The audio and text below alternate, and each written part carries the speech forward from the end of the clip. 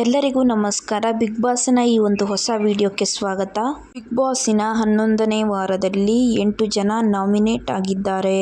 ಶುಕ್ರವಾರದ ವೋಟ್ಗಳು ಯಾವ ರೀತಿ ಇದೆ ಅಂತ ನೋಡ್ಕೊಂಡು ಬರೋಣ ಬನ್ನಿ. ಗುರುವಾರದ ವೋಟಿಂಗ್ ರಿಸಲ್ಟ್ ಮತ್ತು ಇವತ್ತಿನ ಶುಕ್ರವಾರದ ವೋಟಿಂಗ್ ರಿಸಲ್ಟ್ ನಲ್ಲಿ ಭಾರಿ ಬದಲಾವಣೆ ಆಗಿದೆ. 8ನೇಯದಾಗಿ ರಜತ್ ರವರು ಅತಿ ಕಡಿಮೆಯನ್ನ ವೋಟ್ ಪಡೆದು ಲಾಸ್ಟ್ ನಲ್ಲಿದ್ದಾರೆ. 2% ವೋಟನ್ನ ಪಡೆದಿದ್ದಾರೆ. ಡೇಂಜರ್ ಝೋನ್ ನಲ್ಲಿದ್ದಾರೆ ಅಂತ ಹೇಳಬಹುದು. 7ನೇ ಸ್ಥಾನದಲ್ಲಿ ಧನ್ರಾಜ್ ರವರು ಅತಿ ಕಡಿಮೆ ವೋಟನ್ನ ಪಡೆದುಕೊಂಡು ಡೇಂಜರ್ ಝೋನ್ ನಲ್ಲಿದ್ದಾರೆ. 6ನೇ ಸ್ಥಾನವನ್ನ ಚೈತ್ರ ಕುಂದಾಪುರ ರವರು ಅತಿ ಕಡಿಮೆ ವೋಟನ್ನ ಪಡೆದಿದ್ದಾರೆ ಅಂತ ಹೇಳ್ಬೋದು.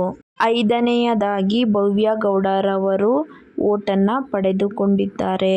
4ನೇ ಸ್ಥಾನವನ್ನ ಮೋಕ್ಷಿತಾ ರವರು ಪಡೆದುಕೊಂಡು ಅತಿ ಹೆಚ್ಚು ವೋಟನ್ನ ಪಡೆದುಕೊಂಡಿದ್ದಾರೆ ಅಂತ ಹೇಳ್ಬೋದು.